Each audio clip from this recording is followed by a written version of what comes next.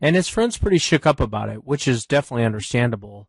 But Dan has sent me some of the best footprints, photos I've ever seen, tree breaks I've ever seen, just a ton of stuff. And Dan's not really a researcher, but he's just out. This is stuff he runs into when he's out hunting. And he always sends me stuff from time to time. And this encounter happened to these guys just a couple nights ago. And Dan had called me up. We had a long conversation, so I welcomed him back to the show. Very, very fascinating encounter.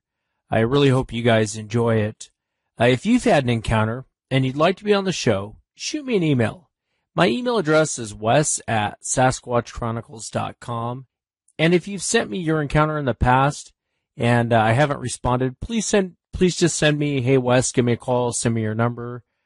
Since we moved servers, I've been trying to keep up with some of the emails, and so it would help me greatly. Again, if you've had an encounter and you'd like to be on the show, shoot me an email, wes@sasquatchchronicles.com. And if you get a chance, check out the website, sasquatchchronicles.com. Well, let's jump right into it tonight. I want to welcome Dan to the show. Dan, thanks for coming on, man. I really appreciate you being here tonight. Hey, not a problem. I'm just glad that maybe I can share some of the things, that happened, let people know. Yeah, no, I'm glad you're here too, and it was an interesting encounter you had the other night. If you would, for the audience, just kind of start from the beginning. Tell them what you guys were out doing, and just walk them through like you and I talked the other night, Dan. Okay, we were a buddy and me were going to go coon hunting, and we hunt locally here pretty all over, and this was some new ground next county over, and he real good friends with the owner of the land that we were going to be hunting on, and it butts up to a wildlife management area, government land, and we went over there. It was about a 25-minute drive over there, maybe a little longer. The route we took was certainly short, but we get over there and we cut the dogs loose, and it's a fairly dark hollow and long, and goes up into a ridge line. Like I say, the backside butts up in the government land. Well, the dogs strike, go out of here and treat. We use what they call GPS tracking systems, which is Garmin, on their hounds, and they can do everything. They can even show you the dogs on the tree sometimes, but it showed the direction the dogs were in, and they were on the backside of the ridge, adjacent to where we're hunting, and we tried to go into them a certain way, and we couldn't, so we went up to the top, up on the ridge, and there's a road. Back in, I don't know, some years ago, they done a type of mining called auger mining, and they would go around the mountain face in the ridges, and they would drill like a big auger bit into the side of the hill, get the coal out. Well, this is what we were traveling on, an old road. And we found an opening in a low gap in the ridge line that, we could hear the dog then, and he was down in there to the right where we were facing. Well, we thought we could get closer if we stayed on the road and went around towards him, because the road continued in the direction he was in. But as it happened, we couldn't, so we had to try to find a place to climb up the high wall and get through to the backside. Well, the Garmin let you know at one point we got within 400 yards of him, as the Garmin show, but he was on the backside of the ridge, so we had to climb up the high wall and got, I'm talking holding on to tree roots, grabbing trees to get up and over to get through. Well, we get through, and as soon as we get over through the ridge line there and cross over to the other side, it's like a whole different area. It's a bunch of outcroppings, a bunch of big boulders, just unbelievable. But like I said, at that time, I don't think we was on the government land. We were still on the private property. We hadn't hit the boundary yet. And we hear the doggies straight down the point from us, and so we cross through and we start down that way, and I hear something. I hear something behind us, just like a thump. Maybe, I don't know, just, something caught my attention. We continue on down. Well, before going any further, Wes, I've known about these people, beings, whatever, I don't know how to put it, these, whatever, since about 1976, here where I live in the mountains, and, we've been aware of them all our life. Well, I kind of kind of had an idea of what was going on, but I didn't, so I continued on. Well, we was going down the point, and about 100 yards or so, we get down through earth. My buddy says, "Hey, Dan, your dog, he's coming in behind us." I said, "Now, what makes you think it's my dog, Daniel?" He said, it's you know how he comes through the brush sometimes. I said, "Yeah." Well, I said, "Look at the Garmin." He looked at the Garmin, and it showed both dogs still in the same direction in front of us. Well, he got that look on his face. It kind of spooked him a little bit, but I said, could be a coyote, could be anything following us in, could be a cat, because we do have cats in this area. We continue on down to get the dog. My dog, all of a sudden, just goes ape crazy like he's bait up on something, but takes off running a track. And people who hunt know what I mean. He was bawling. He was, started out like he was bait up on something and took off running a track, running after something. I figured, well, maybe the coon jumped out, but my buddy's dog stayed there on the tree, never moved. All right, well, my dog he hushed, didn't hear no more of him. We get on down to the tree, shine the tree over, don't see anything. We latch up my buddy's dog, we start back up out of there, and we're going out of there, and the way it lays, the point comes down in between two bigger points, and it's kind of like a hollow. Well, I was looking at the skyline and using it as a guide to go back to the right instead of the way we come through, because there's no way we could carry the dogs back down what we climbed up to get there. We was going to cut back right-handed and come back through the low gap where the truck was. Well, I'm looking at the skyline, and I asked, we was traveling a little bit up the point, and I asked Daniel, I said, "Turn your light out, Daniel, and let me see where we're at." And, I cut both our lights out, and when I looked at the skyline, and we could tell, by the land, how it laid where we were at. He said, "No." And I asked him to do it again, and he put his hand over it, and then he took his hand away. "No, I ain't doing it." I said, "Daggone it, Daniel." But I was about to cuss, and I turned around to look at him because he was behind me. And when I turned around, he turned around behind me and looked, and maybe 25, 30 yards down the point behind us, there stood him, I guess is the best way to put it. You could see like a little bit below his knee and down to his left foot sticking out on one side of the tree, and he was peeking around the other side and looking dead at us. I mean, the color, it was like a auburn. It just, there it was. I'm 45 years old, and I've seen two in my lifetime. My buddy freaked. I mean, he literally, he lost it. I've done everything I could do, because I've been in situations in my life where you got to stay in control. If you don't, then people are going to get hurt, or you're going to get hurt. So I tried to calm him down. He was wanting to take off in the wrong direction. He just got emotional, very, very emotional on me. And I kept him composed enough. Turned him around and said, "Daniel, let's go. The thing that gets me, Wes, is the dog never alerted to it. The hound never let on the first time that thing was there behind us." Why do you reckon? Because I've had experiences where dogs try to jump in the back of the truck, get up under the truck, try to knock me down, stand up under my legs when they're around. But this dog never even knew it was there. That's very interesting. It's hard to say. It's really hard to say. Like you said, most dogs freak out. They'll either go in attack mode or they want to run. Most of the time they want to run. They want nothing to do with these things. So you guys turn around. Can you describe for the audience what the face looked like? Because I thought that part was fascinating. I hate to use this reference, but it's the best way I can. It looked like it was sleepy, or it had Down syndrome. That's the way it looked. It's just facial expression. It's just feature. Big jaw. I mean, this guy is just.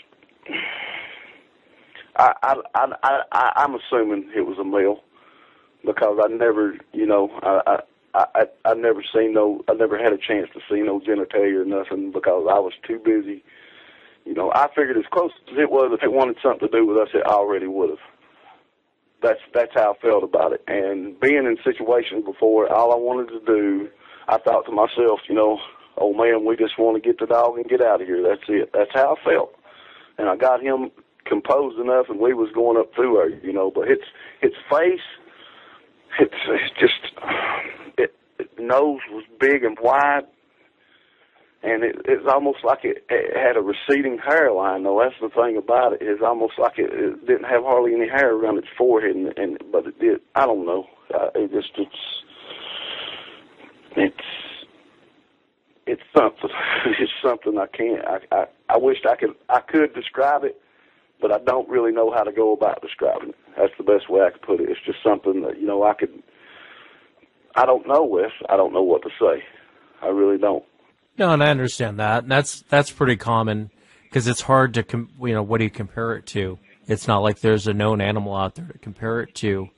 Would you say it looked more human-like? Would you say it looked more apish? There was definitely nothing apish about this. This looked like a huge man with hair all over him. I mean, just like you would see. The best way I could put it, to me, like a mobster in a roaring 20s. That's the kind of look he had on it. A tough, mean, weathered look. His face was like leather, from what I could see. You know what I mean? Yeah.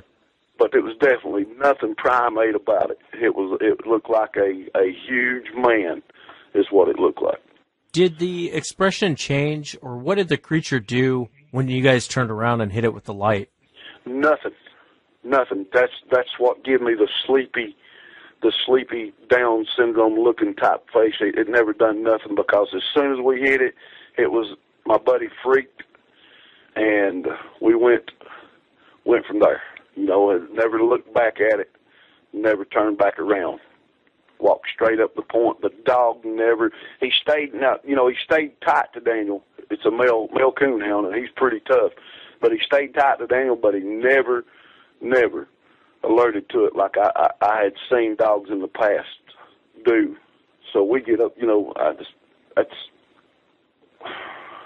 I'm kind of at a loss. I am, because I'm kind of at a loss, because I was mainly concerned, that this could go bad quick. But the expression, like soon as I turned around to him, he turned around. I don't know if he heard something to make him turn. Don't know. I never asked him that question. Why did he turn around? Because he was already, as soon as he seen the Garmin and know that Big Blue was out in front with his dog, and we was hearing something behind us, it spooked him. That got him going. And then I don't know why he turned, but I was turning, and I was actually, I was daggone it, Daniel turned, and when I turned, both lights hit it, because we was right there together, and the point, then he started, like I said, he got very, very emotional, and I had to get him up through there, get him up that point and get him up through there. Yeah. You guys turn, you guys see this thing, and you both have your lights on it. Your friend starts freaking out. What happens next? Get him composed and get straight up through there. We take off, going out. He was basically hugging me. He was staying that close to me. There wasn't no getting around it. It was just get up through here, get back to the truck, and I listened, and I never heard it. Like I say, once we seen it, turned, he freaked out, got him up through there. I never heard it no more. How tall do you think the creature was? I'm going to guess between 7 and 8 feet, West. And I hope to go back there and do look at it during the day, because I can take you right back to where it was at right now. But only way I would ever go back there would be during the daylight hours. Yeah, no, I understand that. And it's a good thing you kept your friend calm. It's kind of like I was saying, sometimes in these situations, it's kind of, I put it in the same category as kind of dealing with a big cat. Cats are, if you're cool and calm, generally mountain lions and large, cougars will leave you alone. The moment you start running, it's just like your household cat. Something clicks in them and they want to chase you. And I kind of think that's how these creatures are. They might be curious, but the moment you start running, now you've become prey. But as you guys were walking out, something kind of interesting happened. Do you want to tell us what happened? Certainly. We was coming up the point, and I was just, come on, Daniel, stay, let's get to the truck. We'll get the dogs loaded. We'll get out of here. No big deal. Nothing's wrong. Nothing's going on. Let's do it. And we come up the point and get into the low gap, right back up onto what I'll call the auger road. Well, the road is clear, but on the sides of the road is very dense. You've got little cedars and everything else. Well, we clear out, and we're walking along, and we're about, I want to say, probably no more than 70 to 100 yards from the truck, if that much. And there's one place where it had cedars on both sides of the road, because, like I say, they reclaimed these roads, but they kept them clear for vehicles to get to, but where they reclaimed it, they would pop, trees would pop up and grow everywhere. Well, we're going through there, and all of a sudden, Daniel screams and shoots by me, and I don't mean he run by me, he walked by me. I mean, he comes by me in the air, going, "Oh, my God, oh, my God." I'm like, "What's wrong, Daniel? What's wrong?" I thought, he might have got snake bit or something. I don't know. He said, it got me. And I'm like, what? It grabbed my light cord. It almost got me. I said, "Daniel, what are you talking about?" Well, he says that something grabbed his light cord, and not only grabbed his cord, but shook it. And I don't mean just shook it as it grabbed it. I mean, he said it grabbed and jerked on it and shook it like you would a can of spray paint, is the way he put it to me. I didn't see it, but oh my goodness, he jumped by. I mean, and that's when everything really, really, really got interesting, because he really got emotional then and took off towards the truck. He hit the key, set the alarm off, all kinds of stuff, trying to, just make all kinds of noise. And he said it grabbed it and shook it and almost jerked his cord out, jerked his hat off, and I turned around, looked, there wasn't nothing there. But who's to say, because like I say, he said it reached out and grabbed his cord, but I don't know. I turned and didn't see no trace of nothing, and I had my light on, but where we was at, just as soon as you step off the roadside, it's dense. It could have easily done it, and he's traumatized.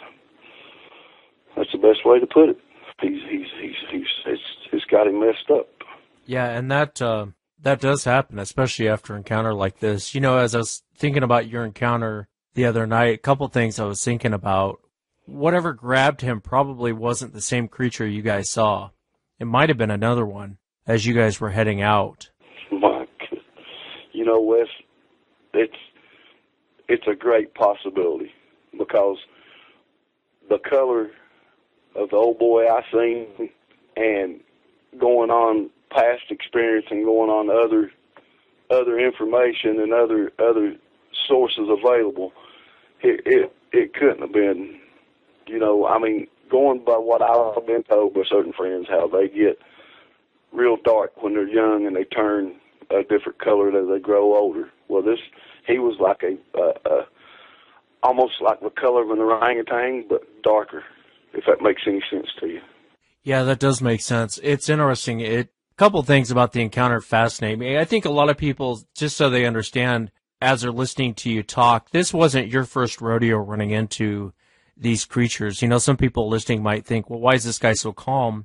And you've had, like you said, you had encounters. I've had you on the show in the past, and I haven't posted them yet, but, you've sent me some pretty good footprints that you're finding out in that area. I mean, some of the best footprints that I've ever seen, some fresh footprints too, that you're finding out in the areas you go hunting.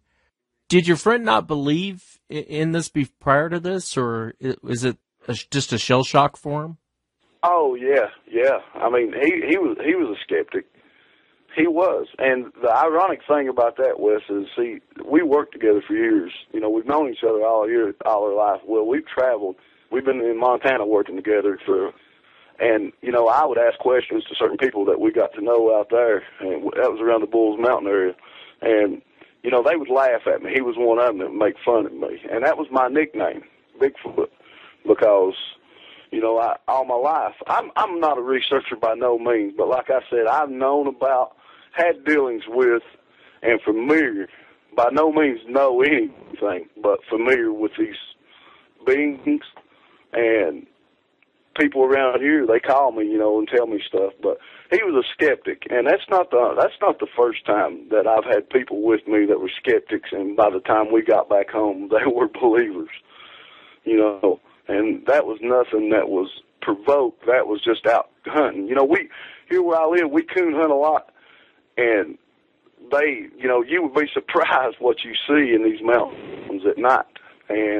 But now he was a skeptic until then. And then he goes to tell me, well, the owner of the property told him that one of the guys that run the gas wells, that worked for the gas company here, that running the gas wells and stuff on his property, had something happen, wouldn't go into detail, and refused to go back on the property and even transferred from the area.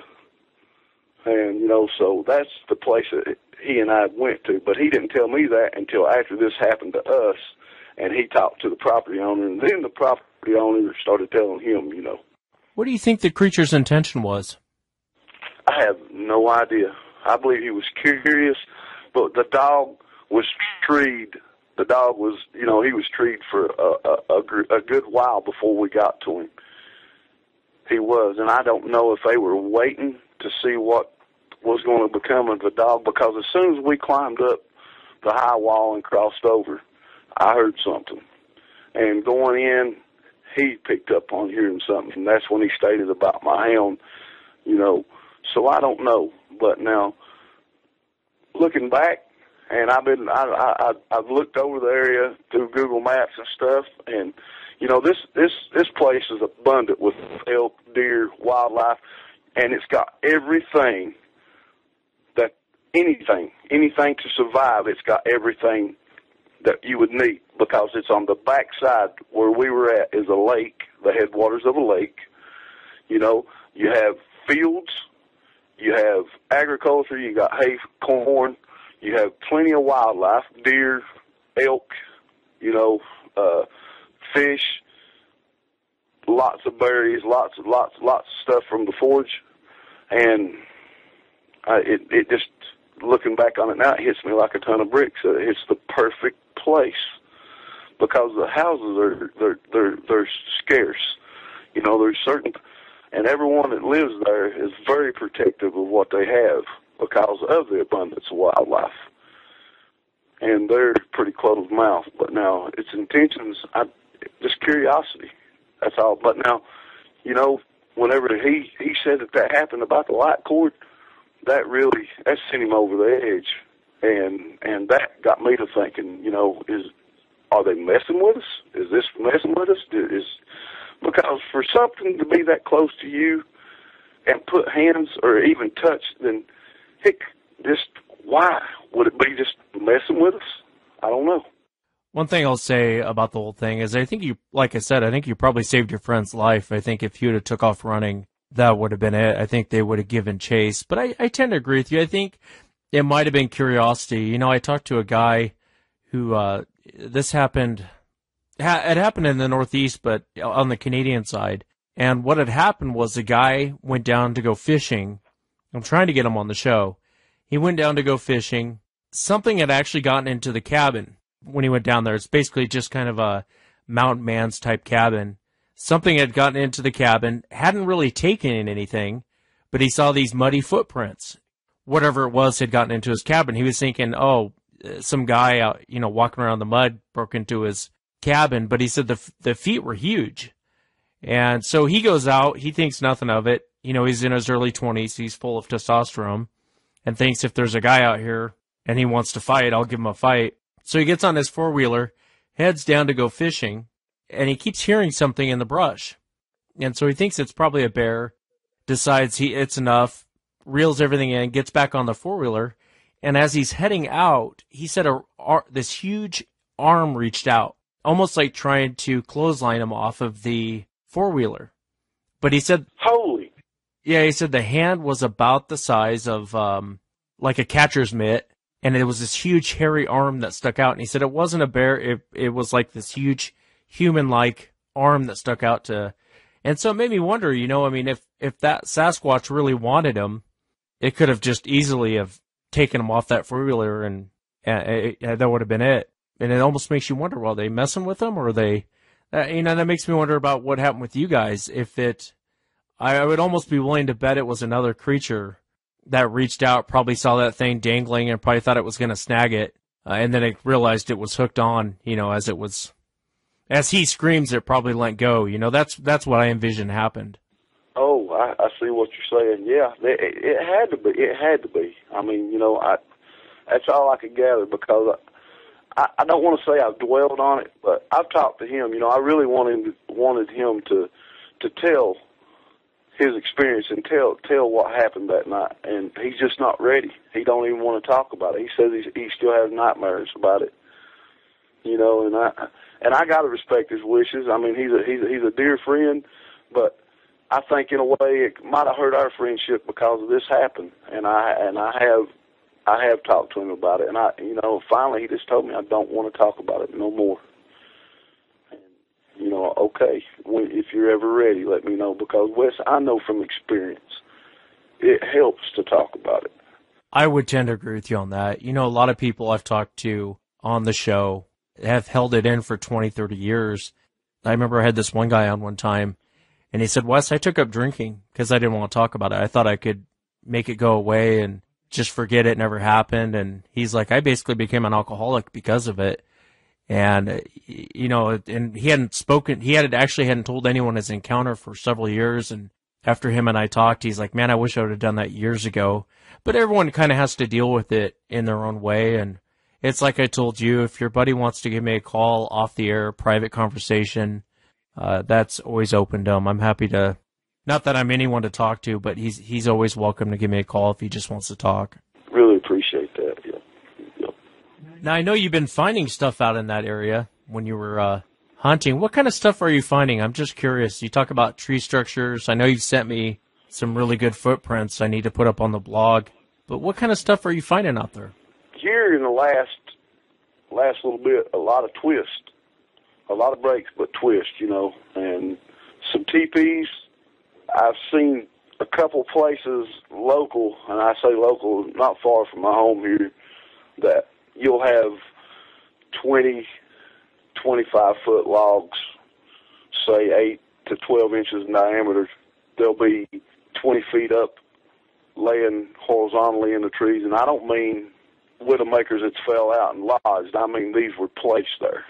And I've got pictures of those. I've got pictures of markers, 30-foot logs, placed, wedged in between limbs. There's no people. It would take 4 or 5 men to do what these are.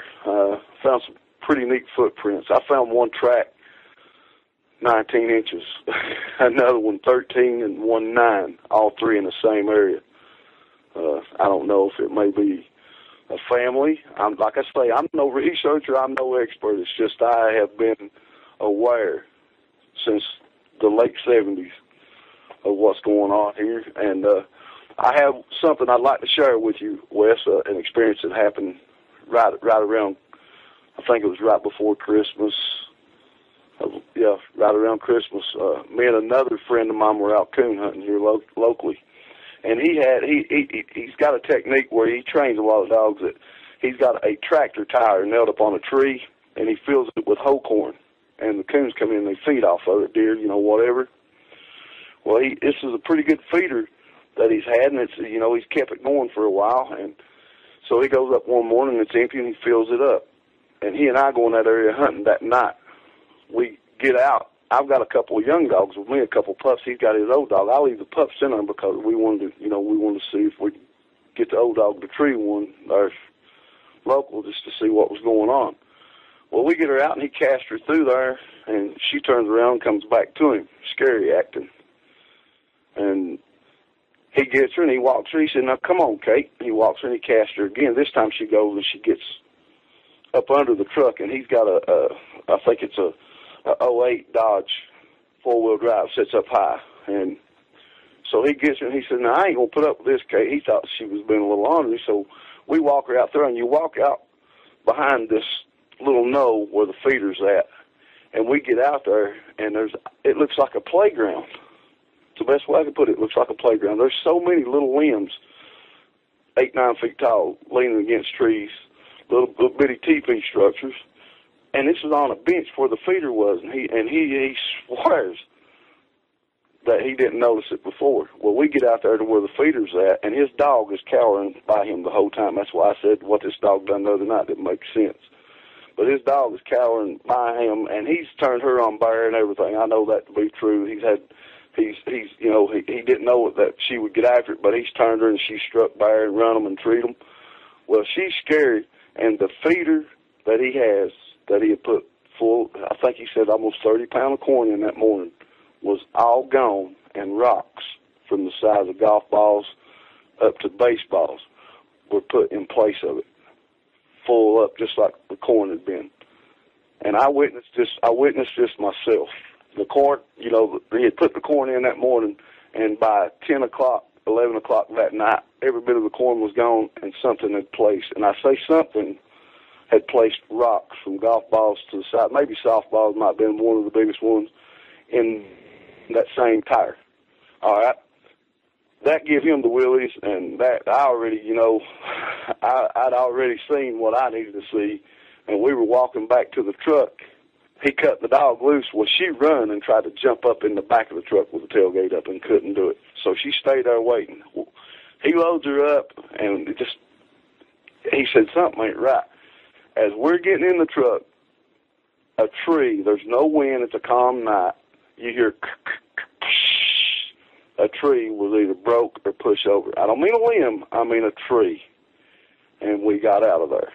And he told me, he said he thought he heard something over there, but he was a skeptic until that night when he seen that, all those rocks in that feeder, and I'm talking a small tractor tire. He said he put 30 pounds of corn in it, and every bit of it was gone. Well, from that night on, he started relating stories to me where he hunted a lot by himself, and he'd been followed out of the hills many times, and he started telling me he's no longer a skeptic, he's a believer. I just wanted to share that story with you. No, I'm glad you did, and that's an amazing story. I would have been watching that dog the whole time. The dog reacting that way, I'd been like, it's time to go.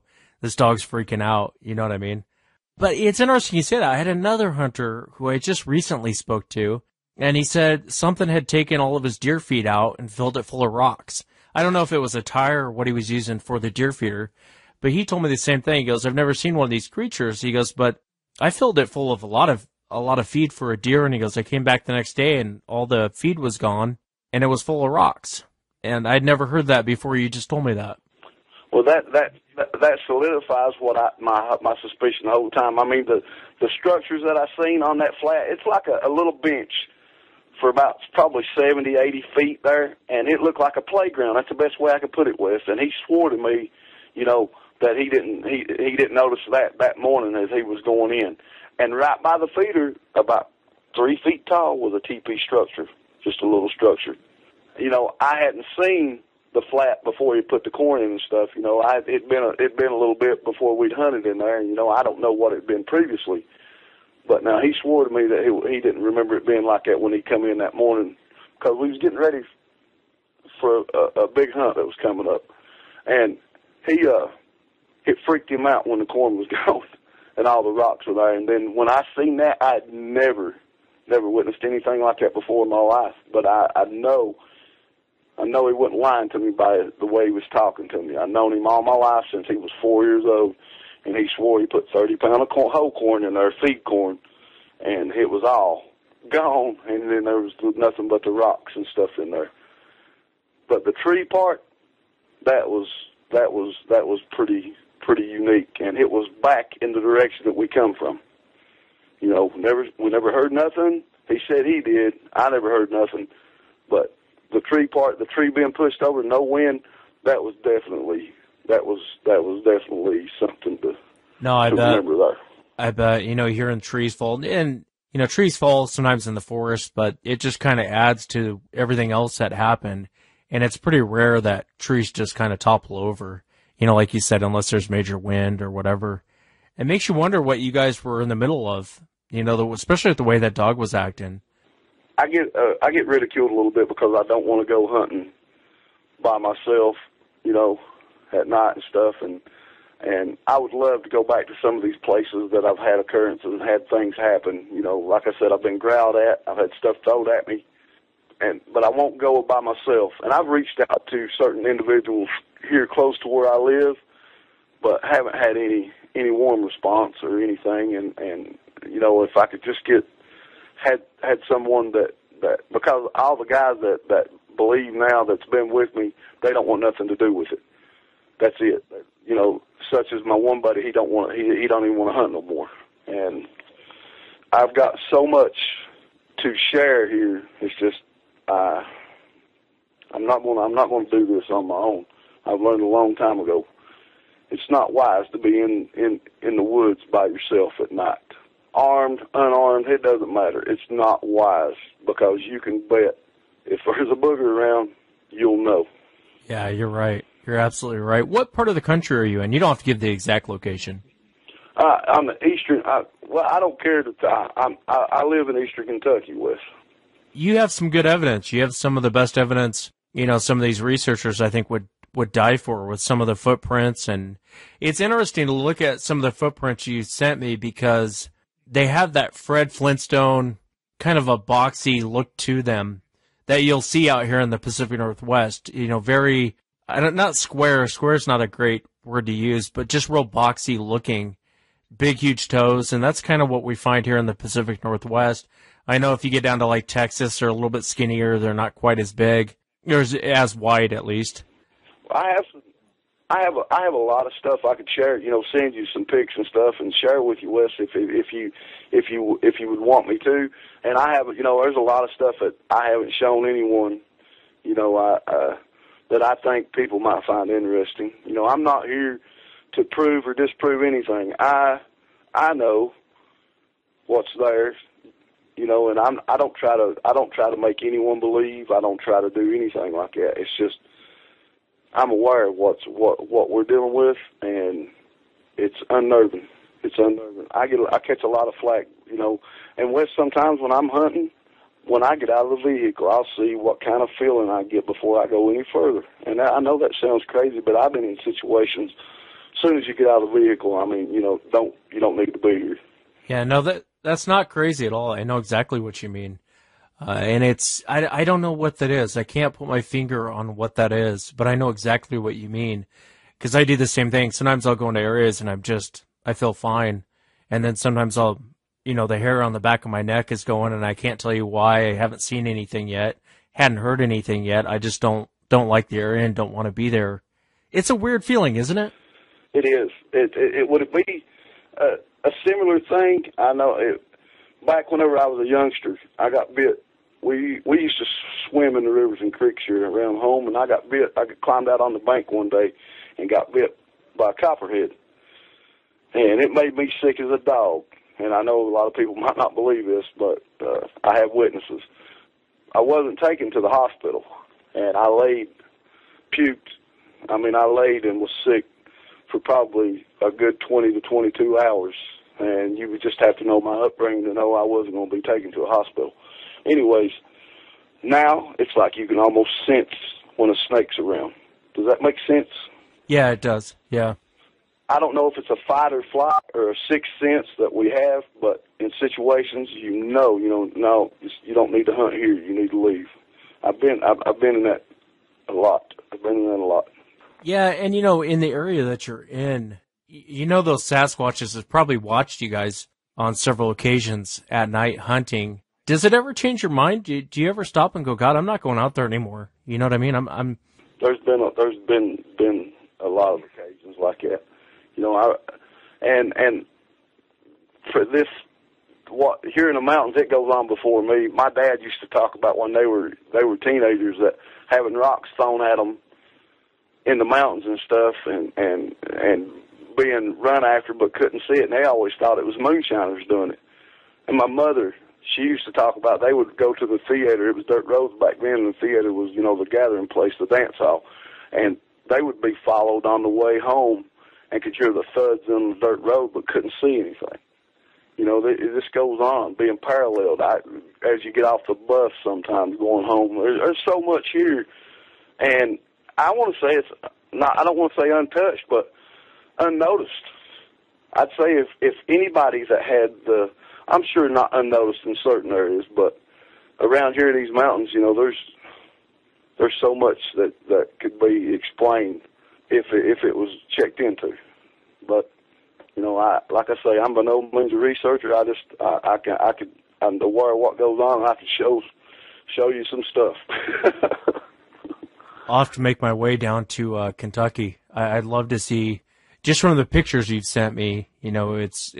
There's definitely some stuff going on in those woods, and it's interesting too. A lot of times in those areas, I've never been to Kentucky, but I know like in the South, for some reason, a lot of those people up in the hills and country folks, they don't talk about it. I mean, if you can kind of pin them down and talk to them, they'll talk to you about it, but they're not real open about what's going on, but they're very aware of it. It's part of life, Wes. It's part of life here. I mean, the best way to put it is someone told me not too long ago, it's like a black bear, a mountain lion, or anything else. Most of the people around here know they're real, but they don't want to think about it.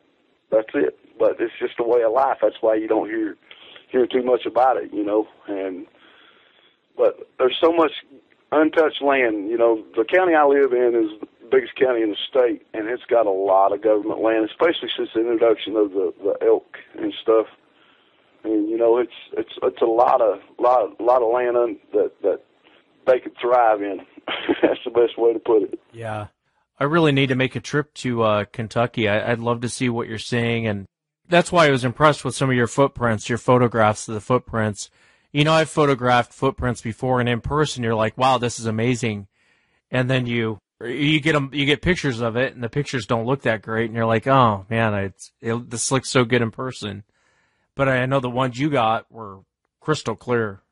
Well, the footprint I showed you, the reasoning behind that is he keeps a drum of dog food up under his porch. He has a raised porch, and it's got a snap ring lid, and something had been getting the drum of dog food out, taking the ring off, eating out of it, and leaving it sitting 20 to 25 feet away from where its original place is, and he thought it was a bear.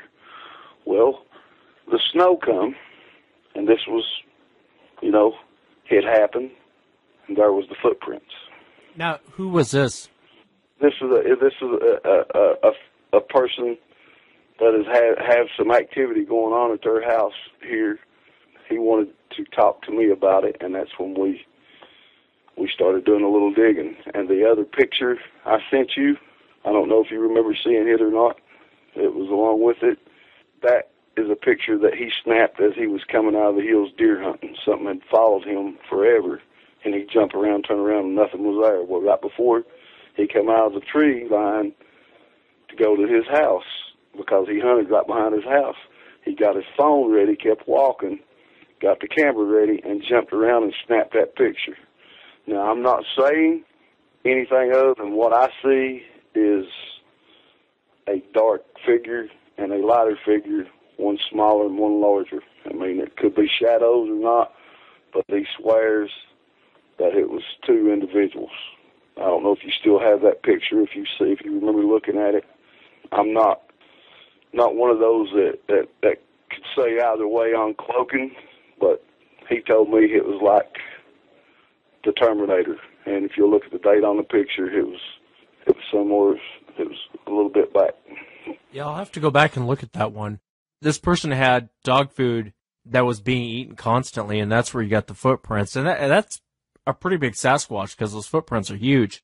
Did he have anything else going on around the property besides the dog food being eaten? Oh yeah, certainly. He the hitting on the side of the house. He lives in a single wide trailer, and it's elevated. Henceforth the elevated porch and stuff. And yeah, that's the reason. And 2 or 3 years ago, not a mile from that location, a good friend of mine called me. He said, "Hey, I need you to come up here," because he knows, that I'm aware of what goes on. And he lives at the mouth of this hollow, and there's no houses up in there. He owns all of it. His wife's family does. and they had mined it years ago and left it, you know, and there's a nice pond. He's got a beautiful place up there the way he developed it. Well, he had this big spruce beside the pond. This is not a mile from the footprint area. He had this big spruce beside the pond. He called me to come up there. He had went up to the pond because something had stole a couple of his chickens. He had game chickens.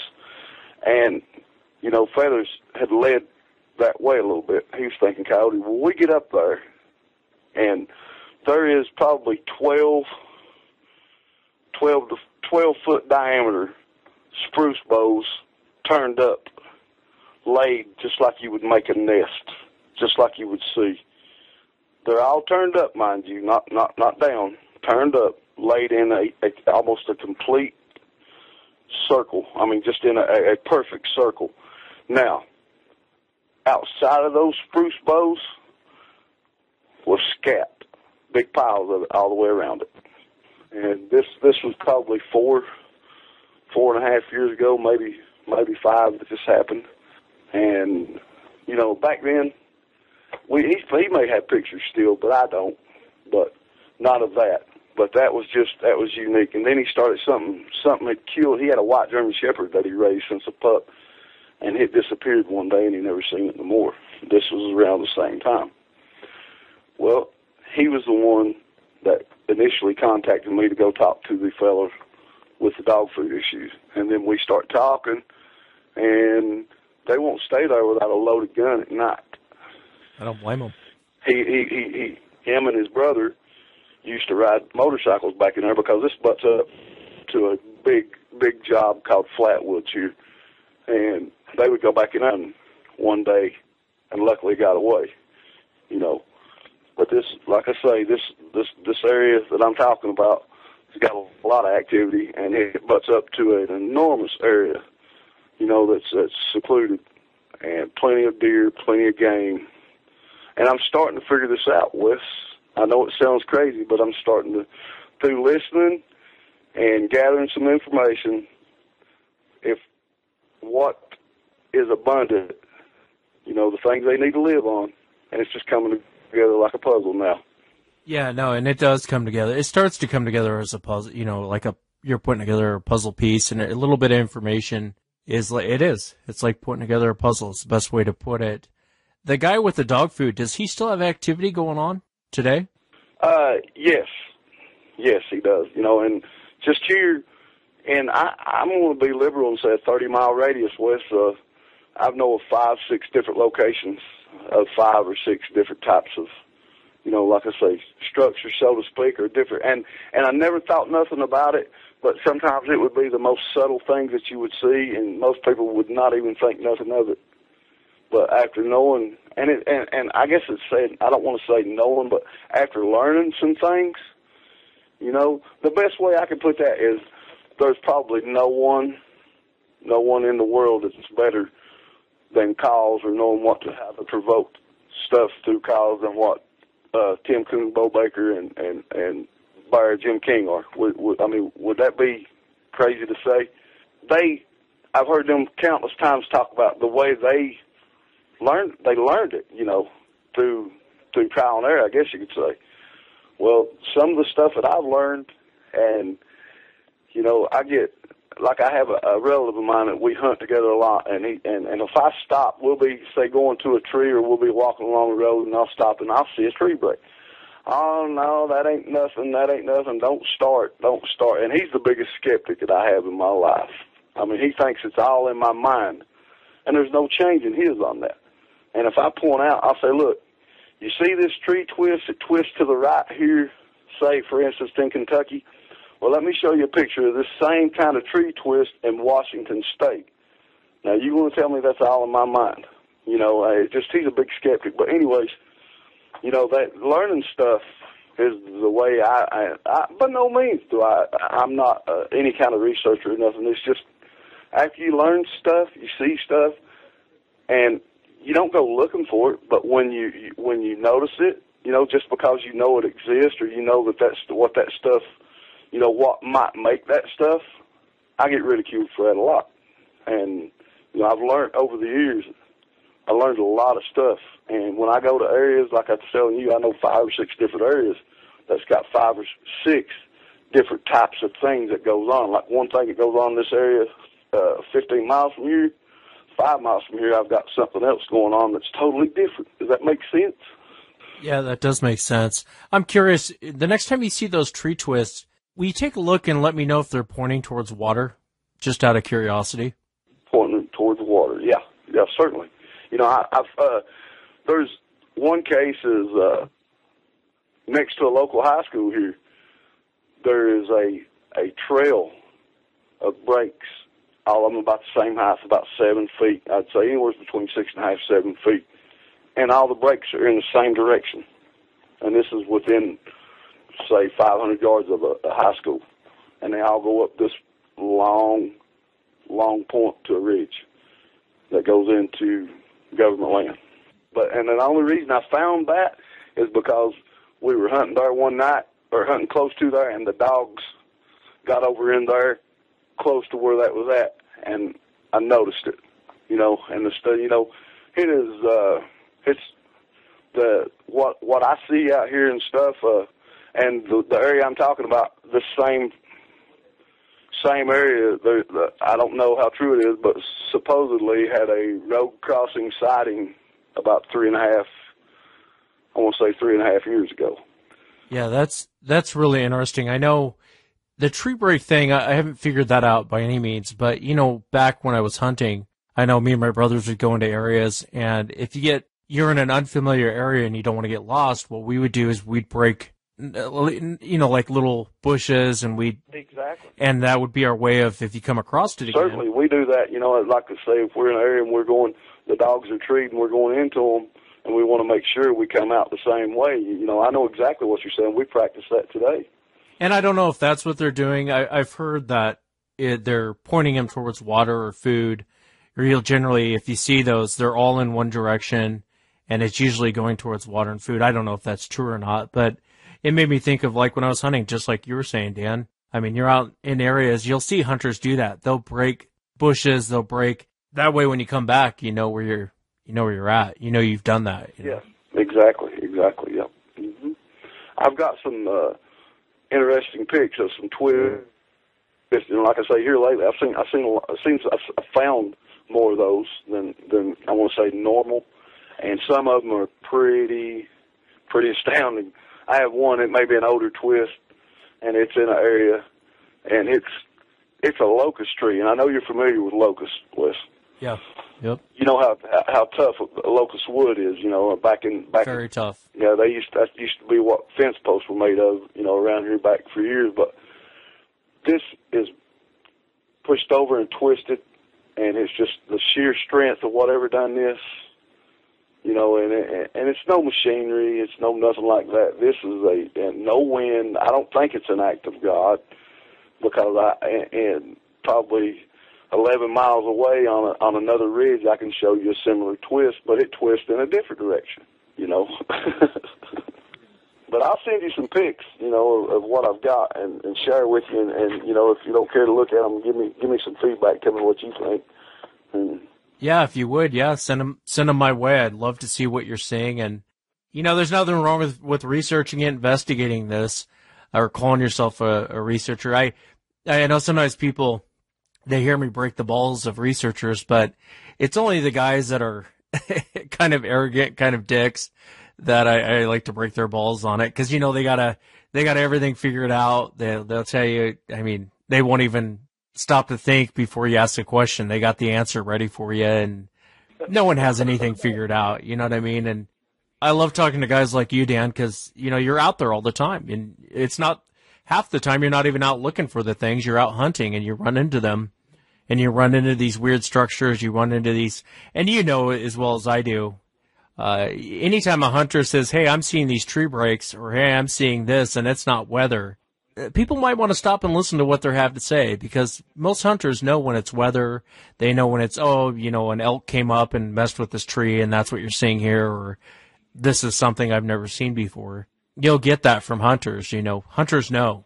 They know, they do, and especially, you know, I've had people come forward here lately, and actually had 2 people come forward since this happened to my buddy and I down there, telling me, you know, because they had overheard me talking, and they come and said, hey, this happened to me, and I never wanted to tell nobody about it, and don't tell nobody, but they would tell me, and then it's like, really, and this was in a totally different area that I hadn't been hunting in, so, but I don't, my biggest problem, Wes, is I don't know what to do.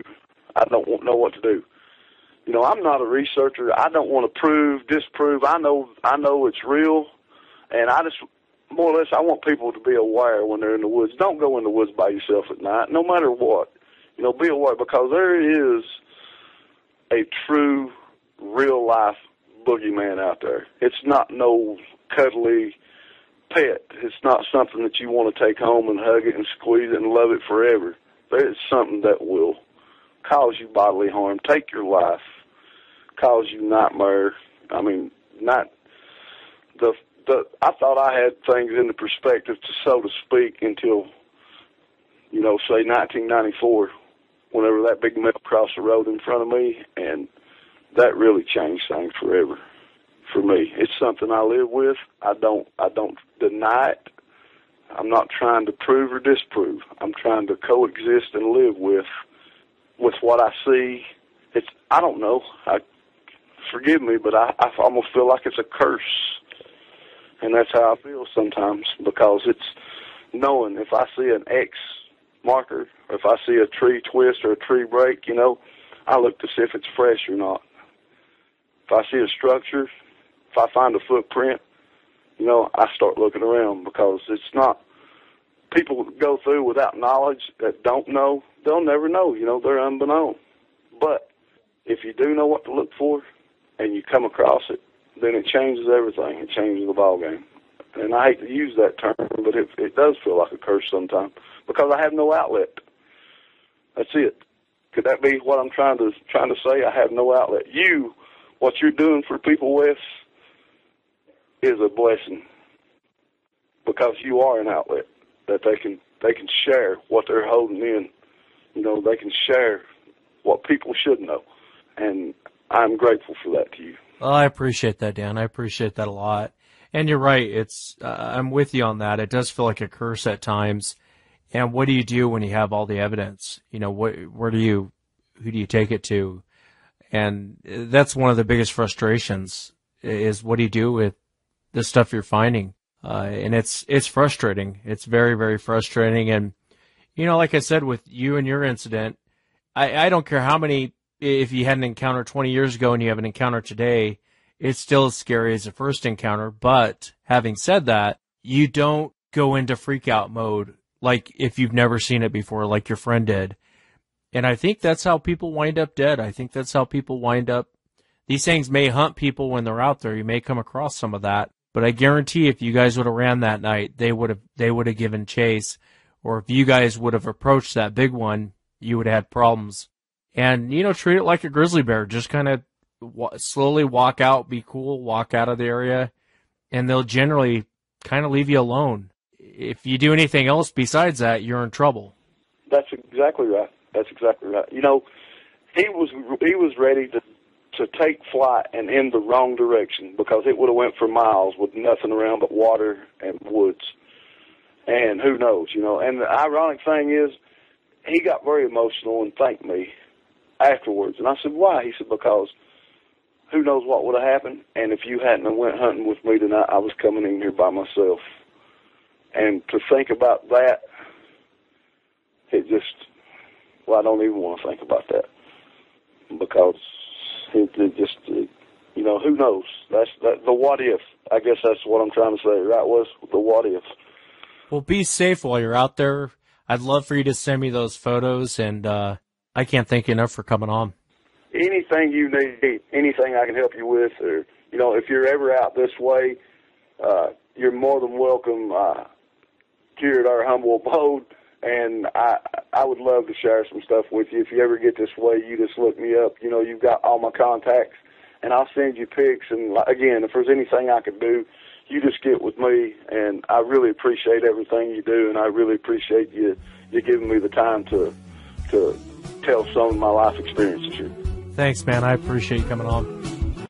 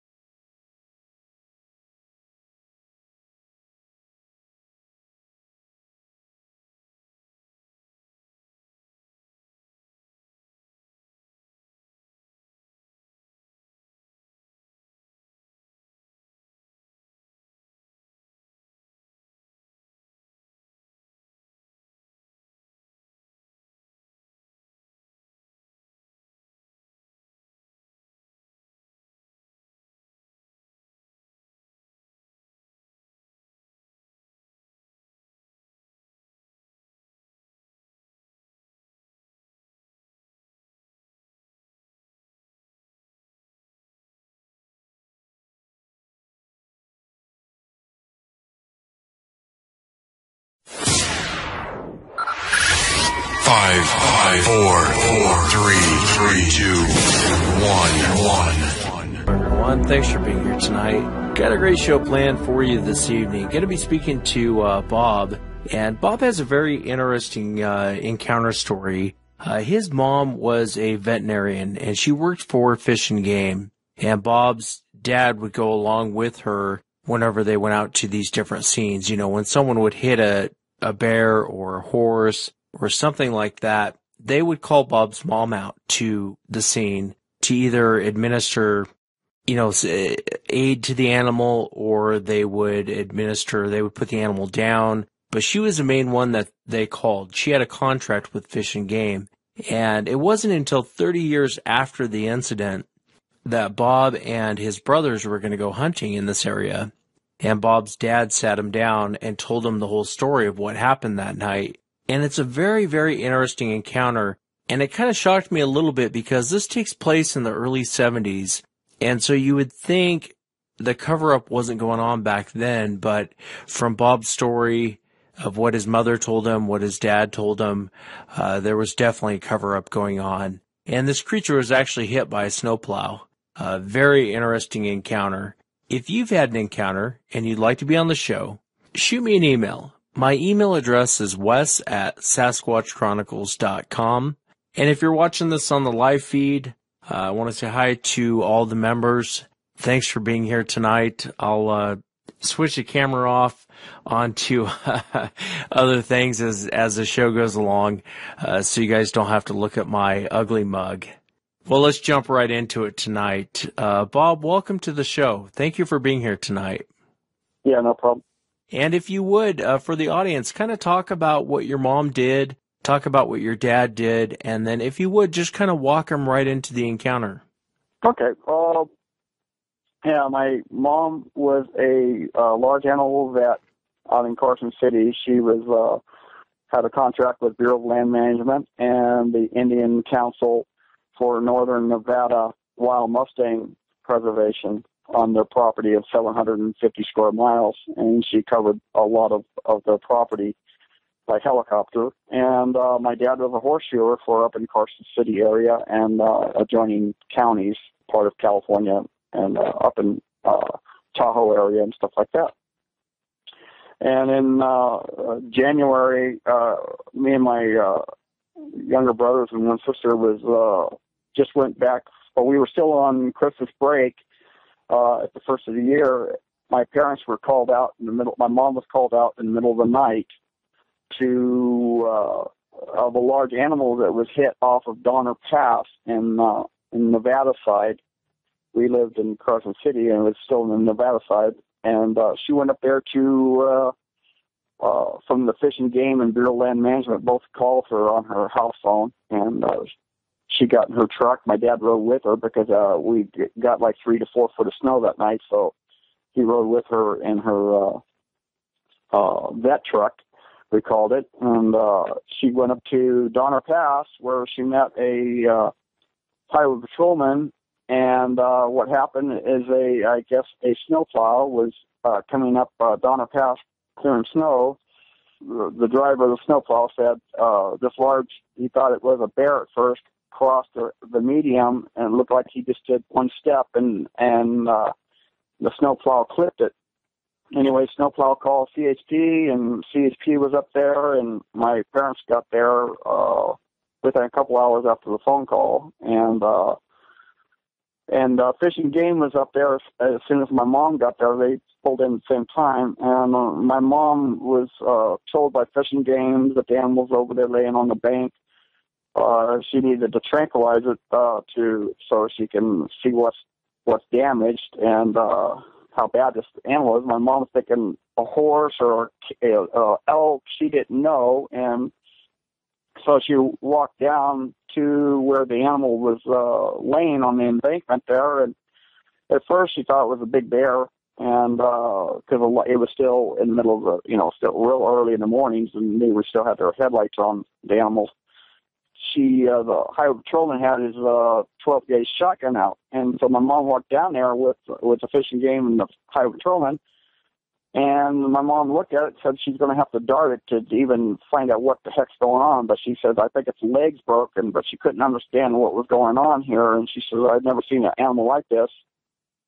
And walked back up to her truck and got the dart gun ready to dart this animal. And she darts wild mustangs, so she estimated the animal anywhere from 700 to 900 pounds, and so the first dart that she darted was 600, up to 600 pounds, and it darts and sedates a wild Mustang if it got hit by a car. And she darted the animal and then had everybody step back away from the animal, turn the lights off on our vehicles, just leave the park lights on, and wait for the vehicle to calm down. Meanwhile, my mom had to kind of minister some medical aid to the highway patrolman that had the shotgun pointed at the animal. The highway patrolman was delirious. He was throwing up. They were next to his cruiser. They didn't know what was going on. The snowplow guy told my mom about it because she was doing other things around the accident. And anyway, they asked her to look at him, and she says, I'm a vet, but I'll, see what's going on. And he didn't know what was wrong with him. He said his head was spinning. He felt like he was dazed. My mom couldn't understand, so she told them to call paramedics and get him up there because she wasn't a doctor, but she was, she just said that he needed medical attention. She couldn't understand what was wrong with him. The animal was still making loud noises and screaming. My mom was just asked Fish and Game, do you know what kind of animal this is? And my mom saying no. She went to Cal State Davis for her degree, and Cal State San Paulo down in Southern California here for large animals, horses, dairy animals, livestock. That's what she specialized in. And she couldn't understand what kind of animal this was. And the Fish and Game, she said they were acting kind of funny. They said they had a big vehicle coming up there to transport the animal. He just needed her to sedate the animal. And my dad was getting the rifle ready for my mom to reload, setting the air rifle up. My mom was on the side there on her truck to she had these boxes, this utility truck with boxes, a winch, a big strap, or this sled thing that went underneath it to pull animals off the streets and stuff like that. Anyway, she was ministering, getting the medication ready, and asked the Fish and Game guy to walk with her over to where they to dart this animal and turn the lights on. It was starting to get daylight, so she just flip the lights on. We'll shoot it one more time and dart it one more time, and then it'll be sedated. And they flipped the lights on and started walking down, and they had to walk probably 75 yards to where the animal was laying. It was gone. All the signs they had. Meanwhile, a couple of other highway patrol came up there, and they had their lights shining on the embankment, and all they found is blood and debris from where something had slid down the side of the embankment, and then took the animal back up inside. My mom questioned. She had, before she first took the first dart shot at the animal, she took some, only kind of camera she had is the old Polaroid cameras, because this was in 1970. She took 3 pictures of the animal and stuck them on her dash just for proof of service to the Bureau of Land Management or whoever she was billing. She was asking the ranger, what kind of animal do you think that was? And he's saying, I don't know, I think it was a gorilla. And my mom said, it looked like it was crossed between a man, had a kind of a human face, and gorilla. She didn't know what, but she said but the size was anywhere from 700 to 900 pounds. She couldn't get close enough. It was screaming, and she didn't want to hurt the animal anymore. So that's why she sedated it. It was going back to sedate it the second time. By that time, everything calmed down. Everybody was packing their stuff. My mom packed up her truck, put everything away.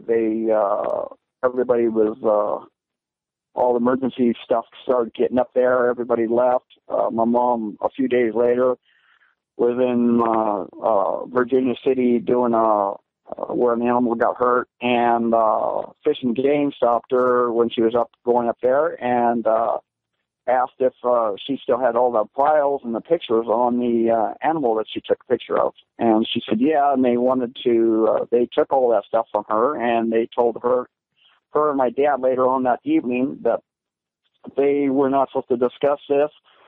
It was going to be checked by, they're going to investigate themselves, and they'll get back to my mom, and they'll get back to my dad, because my dad had, he worked for Bureau of Land Management, taking care of some of the wild Mustangs that had, because he was a horseshoer, had problems with their feet when they come in off the range, and he would administer some foot care to them. So my dad didn't want to lose the contract. My mom didn't want to lose the contract, so my mom carried on like nothing ever happened for 28 years. And I found out about this whole thing is me and my younger brothers and my uncle were going to go hunting. My uncle got a tag for hunting up in Yosemite area and hunting up for deer tag. So we decided we were going to go up there off of Donner and hunt up there because we've seen a lot of deer up there. And we were out there in the garage loading. My uncle was doing his loads for his rifle. And my dad said, no, you guys are not going up there to go hunting. And he says, then I tell you kids earlier not to go hunting up there. I go, well, he just passed it off because we did go up there years ago, but previous years. But my dad really was, because my dad was in his 70s by then, and he was telling us that we couldn't go up there. And and then he told us the story. Then he said, you guys remember the night me and your mom had to go up there for that horse that we thought it was a large horse and got hit and blah, blah, blah? We said, yeah. He said, well, it wasn't. He said, we found out your mom went and did some investigation. She called and she made an appointment down there, down in Cal Poly, Pomona, to the vet college down there, and she went to Cal State Davis up at the large, another vet hospital, another vet college, and questioned some of the people that she worked with and went to college with. They with what my mom told them, and they said it was a Bigfoot, a Sasquatch, that they were still. And asked her if she got any blood samples or hair samples or stool sample, anything from them, and she says no, everything was taken. The stuff that she had, proof, pictures of the animal, she was sure the animal had a broken leg or hip. It was not able to move from its position where it was laying on the side of the road. My dad said he noticed when all this was going on, the animal was pounding on the ground with his foot, with his hands, and making different noises like Morse code. And my mom never realized that, and all the other people, because she was taking care of a highway patrolman, administering aid to him. My dad noticed that it was making tones and stuff, tones with its voice, a real low tones and stuff like that. My dad was saying it was kind of breathtaking. It was it almost took your breath away. It stopped you in your tracks from doing things around the vehicles and stuff, just from the noises this animal was making. And so my dad was trying to hurry to get the air rifle ready for my mom to administer another sedation, another shot, so it would sedate this animal because it was in such agony pain.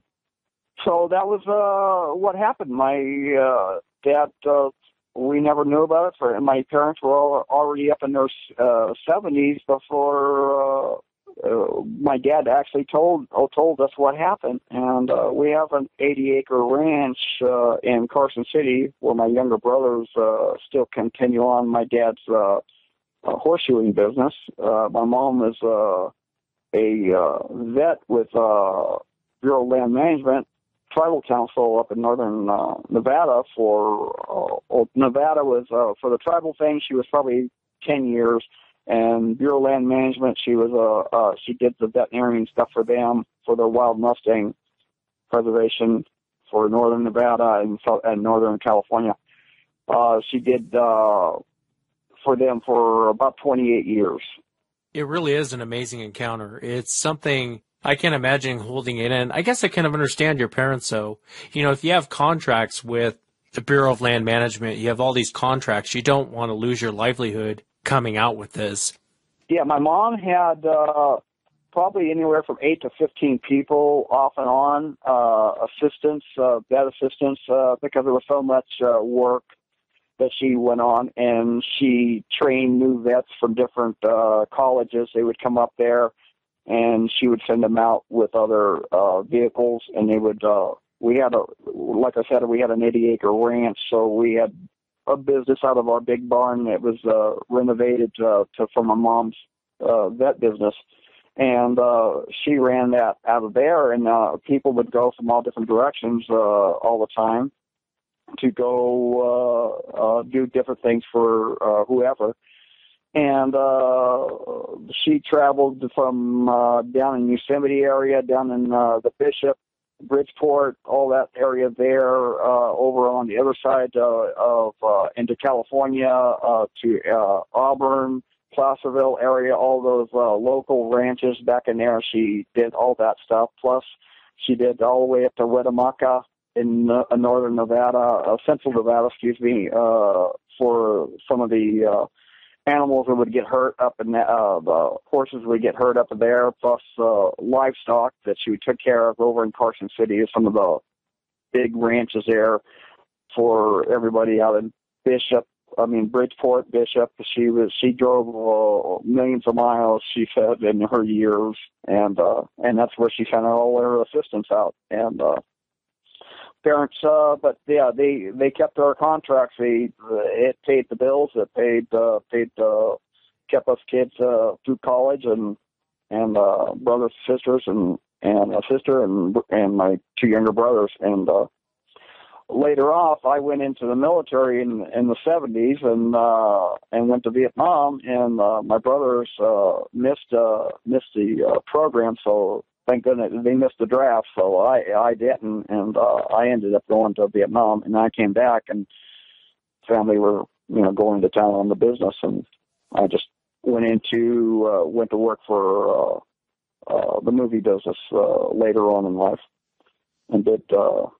Now I retired from that and went back, and now I am a caretaker over here at the Marine base here in the middle of the desert in California. Yeah, it's fascinating. I kind of understand why you'd want to stand back with a tranq gun, especially with an 900 pound animal. You wouldn't want to go up and personally administer anything to it. You might get your hand ripped off. What did your dad say? What was your dad's impression when he watched this thing with its fist pounding it on the ground? What did he say it looked like? What did he say he thought it was? Did he go into, God, he must have been shocked. My dad said he had problems when the animal was making these noises. He said later on, after a few months later, after this whole episode happened, my dad said he realized to himself that he was having problems concentrating on helping my mom with the air rifle. My mom was getting the medication out of her the refrigerator. She had refrigerated boxes on her big truck, and they were trying to get all this stuff going, and they had my dad said he talked to my mom later on a couple of weeks after this happened, and he was asking my mom. He says she believed that this animal had capabilities of making you not delirious. It was stopping you from thinking. She says it was doing these tones, but this officer having this gun pointed, the highway patrolman having this gun pointed at it. That's when the officer got sick and was delirious, because he laid his shotgun on the hood of his cruiser and was throwing up on the side of his cruiser, and that's when everybody was wondering what was going on with him. And my mom she had her air rifle, but the highway patrolman walked up to the animal at first before my mom walked up to it, and then she shot it. And she said she shot it about from its armpit because it had its arms up trying to grab onto the embankment, and she shot it about 2 feet under its armpit on its side. She said its face was a light skin, didn't have very much hair on its face, but its body had anywhere from 4 to 6 inches of hair on its arms, and the hands were covered by hair. The side of the leg had an open wound, and she didn't know if it had a compound fracture or what, but she was sure it had a fracture. And she estimated the thing. She said she just noticed its chest was, in some parts, not much hair on its chest, and in some areas, and then some areas it was very hairy. And she's trying to do all this with a 6-volt battery flashlight and truck lights on it, and standing back enough to probably 30, 40 feet from it to administer the shot, because she's shooting with a CO2 rifle.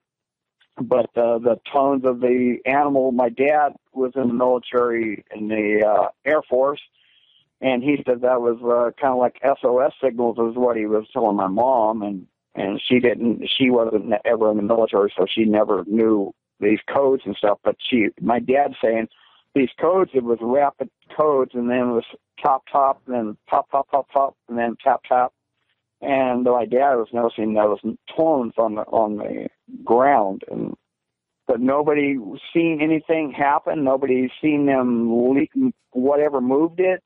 Nothing was seen. Everybody was paying attention to the highway patrolman, and all this was going on because emergency vehicles parked so far away from the actual incident. They tack up, and they had all their lights off except their park lights, and so the animal can calm down. Makes you wonder if they were getting hit with infrasound. My dad, both my parents didn't. My mom was trying to explain to the officers that she couldn't understand these tones, and was very, very surprised. Yeah, they was wondering what was going on with these different tones, and they didn't. And my mom figured later on in life that the tones were had an effect on the officer because they couldn't understand what was wrong with the officer. That really is amazing. Makes you really wonder what was going on, what was causing everyone to get sick. And for your dad to really mention the tones, and the cover-up thing too, the cover-up really isn't anything new. It seems like the same story over and over again whenever people are in these situations, you know what I mean? Yeah, my dad was thinking later on that, because he started hearing things about animals, deer. He was just wondering how can deer get away from these things. And my dad was trying to put 2 and 2 together, and he figured these tones, or later on in life, he figured these tones are what are making the deer stop in place where the animal can grab the deer, because the deer doesn't know what's going on. And, that's what they're thinking. They're using this for like a weaponry. Did your mom ever get called out to anything like that ever again? Never again. She never heard nothing from it for the 28 years she had the business. Never got called out on nothing like that. My dad heard stories of different ranchers saying stuff about that from over in the Bishop area, close to Yosemite, June Lake area, and heard stories about some of the things, but he just put it off because he had laughed about it. He didn't believe it until the night they got called up there on Burner Pass. Yeah, and that's interesting, too, how your dad didn't want you to go hunting in that area. He must have been worried about you guys in that area, especially after seeing something like this. Exactly. He told us it was huge. It was huge. He just couldn't believe it. He was trying to take the sled out of the back of my mom's one-ton truck because they thought they were going to use a winch and that was in the front of my mom's truck to pull the animal off onto the sled so they could move it more out of the road. And then the Fish and Game told her that they had a flatbed coming to get it. And so my mom went over there to dart it the second time to knock the animal, sedate the animal out. And she was worried about sedating it too much because the load she has is for a 600-pound to 700-pound animal, and she was estimating this for anywhere from 600 to 900 pounds. And so she, after was going to give it the second dart, she was thinking that she was going to overdose this animal, but the Fish and Game told her to do it. Just do it. That was what was crazy, is because they were ordering her to, I don't care if it kills it, dart it. And so when they went down to dart it the second time, it was gone. It reminds me of I had a lady on one time, Bob. What had happened in this encounter is a semi-truck had hit this animal. And the people that saw it on the side of the road said it looked like a huge gorilla. And I think this is in Virginia or somewhere. Mm-hmm. It looked like a huge gorilla, 900-pound gorilla laying on the side of the road. Fish and Game was there. State Patrol was there. Everyone was there. They pull over, and they're going to take pictures of it. And the highway patrolman got in between them and the animal, of them snapping pictures, and told them to leave the area. It amazes me. People always say, you always hear from researchers in this field, investigators in this field, maybe one day one of these creatures will be hit on the side of the road, and it's already happened several times over. It just gets swept under the rug. And it makes you wonder why they sweep it under the rug, but that's fascinating, man. That's a fascinating story. My mom wished she had those pictures, because she did take three pictures, Polaroid pictures. They're the type that pop out the camera, and you wait a few seconds and lay them down on your dashboard or whatever, and until they develop right in front of your eyes, and that's what she had. And so that was, and she didn't have anything to have a negative in her camera. It was just the Instamatic that she used for billing. That's what all the assistants used, and for billing and that's how they used to prove, and they wrote on the back of the picture what the job number and stuff like that, the date, stuff like that. But anyway, she didn't have a chance to get any of that stuff taken care of, because of everything was taken away from her a few days later by Fish and Game. Did your parents ever speculate on why it was being covered up? My mom didn't. She figured it was something. She thought it might have been something that had been crossbred, a human and an ape. That's what she thought at first, but she was just trying to figure out how the animal was so big. That's what she was. That's what she was questioning. She didn't know. She thought it was like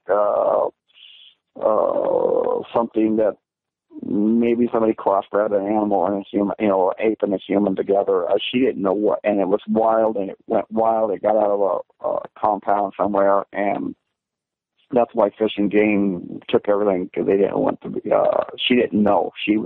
That's why she went to talk to a couple of colleagues of hers and question what was, and then they told her to talk to somebody down in San Diego at the San Diego Zoo. And my mom never, being that we lived so far away, she never went down there and had a meeting with this person. And it's been years. I tried questioning my dad later on, but my dad started getting dementia in his older time. And so we lost the story, some of the good details from my dad of, all this stuff, but we started losing the details. So that was the sad part, when they get, parents, and they waited so long to tell us this story. And I'm sorry to hear about your dad. Yeah. Going through that, that's tough. It's tough to watch someone go through that. Did this kind of open your eyes on what's out there? I mean, here you have your own parents telling you firsthand that they've seen this. There was one hit on the side of the road. Did that open your eyes at all about what was out there? I mean, how did you feel about it? That opened my eyes. I'm sitting here that's what made my eyes, I started, later on in life, start checking things out, on the internet and stuff like that. That's what made me start checking things out and going, my God, these people's stories are almost like my parents' story, my dad's story about this. And my mom really didn't want to talk about it. My dad basically the one that told us out the garage and told me and my two brothers and my uncle what actually happened. And my mom really didn't, it shut her up. But my dad, he had no problem with telling us. He said, he says, I have no problem with telling you. I have my boys out there in the mountains where I seen something that was unexplainable, and Fish and Game didn't want to explain anything to my mom. Didn't want to sit down and tell my mom what would actually happen, what it actually was. And so my mom just said, she watched, I guess, the Patterson Files and stuff like that, and she said that's what it actually was. Oh, she saw the Patterson Gimlin film, and she said that's basically... Yeah, and she seen, yeah. And she never seen, in the 70s, they didn't have, have any kind of computer stuff. My mom, they didn't even have a cell phone on their trucks. It was some two-way radios, and it was just when the pager system started coming out for us. These kids nowadays got all these new cameras and stuff, and my parents didn't have all that stuff. It was just two-way radios and CB radios that they would talk back and forth because they were up in the mountains there, and they weren't able to, from one mountain range to another, you were like in a little hole. So, but that my mom determined that's what it was, and she never told my dad, I don't want the boys up there hunting or anything like that. My dad's the one that stopped us from going up there, but we never told my parents that we went up there before and went hunting in that area, and we never noticed anything weird. We never paid attention. We never knew anything. Never knew anything about Sasquatch things or anything like that. We just, went hunting all up in that area, Washington, up by Mount St. Helens, went up in that area and went fishing and hunting and stuff like that. Never knew anything about this stuff until I started later on in life when I started hearing this stuff on the internet, and I going, oh my gosh, no wonder my dad, and this is all this area my mom is talking about. Oh my gosh. Yeah, no, it's interesting. It makes me wonder what actually happened to the animal. I'm sure your mom doesn't know, but, when everyone up and leaves, they get the highway patrolman out of there, they get your parents out of there. That animal probably wasn't too hard to track down to catch, you know what I mean?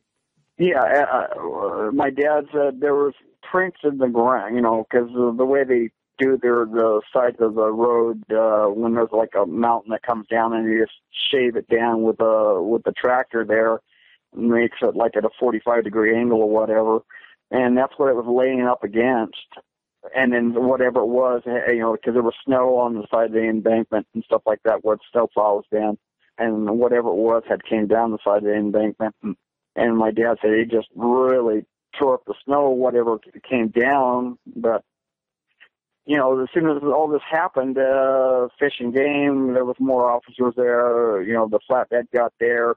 Everything was, they told my mom to pack up everything and, basically her job's done, go. And she left and she never heard anything more about the highway patrolman. She never questioned anybody, never said any more about it. She just kept her business going, and she had more concerns about keeping her business with the Bureau of Land Management and Fish and Game and Nevada Tribal Council. She had those counts, and they kept her busy, kept anywhere from 8 to 15 assistant vets for her in her business, traveling all through that area. Well, it's an interesting story, Bob. I can't thank you enough for coming on and sharing it. I can totally understand where your parents are coming from. You start talking about something like that, and it's the end of your livelihood. I would imagine it haunted your parents, though. I would imagine this haunted them for years and years to come. It had to have. Oh, yeah, I know it did. And my dad was a hunter. I knew he would go out with a lot of friends and stuff like that, but my dad ended up never hunting for some strange reason, never hunted in California. He went down into New Mexico, elk hunting down on the air side of Gallup, New Mexico. My dad was a full-blooded Indian, so my dad would go down to the reservations down there in New Mexico and fish or hunt on the property down there. But he never I would always tell him, Dad, let's go here. I know Bridgeport, they got deer, all the time. And my dad never, he always kept his business going. Never, me and my brothers were working.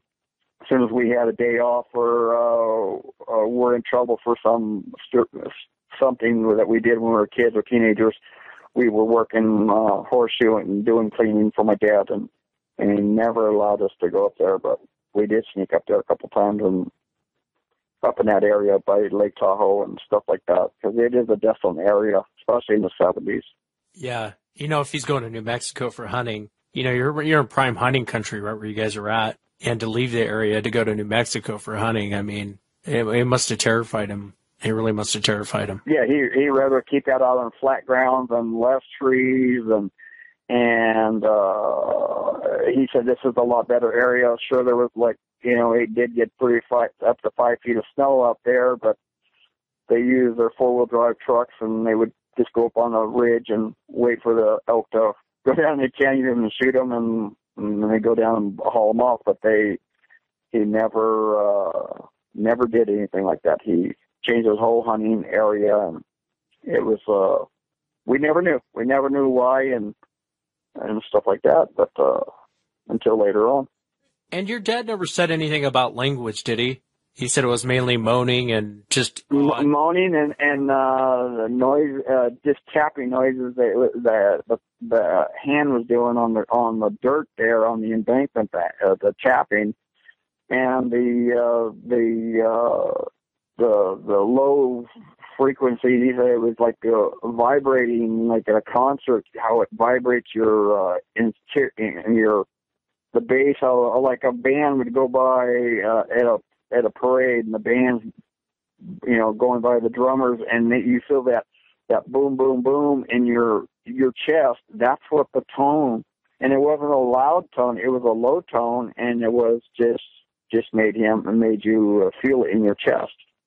And then my dad not my dad, but my mom, from talking to different vets in the field there, said that they believe the animal uses that for defense and to capture. That's how they capture their deer, is by defense. But there's lots of vets that will keep their mouth quiet and won't talk about it.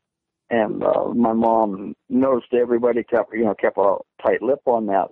They want to keep working for the college, and sure the Bureau of Land Management or Fish and Game would have something to do with stopping you from teaching there at a college.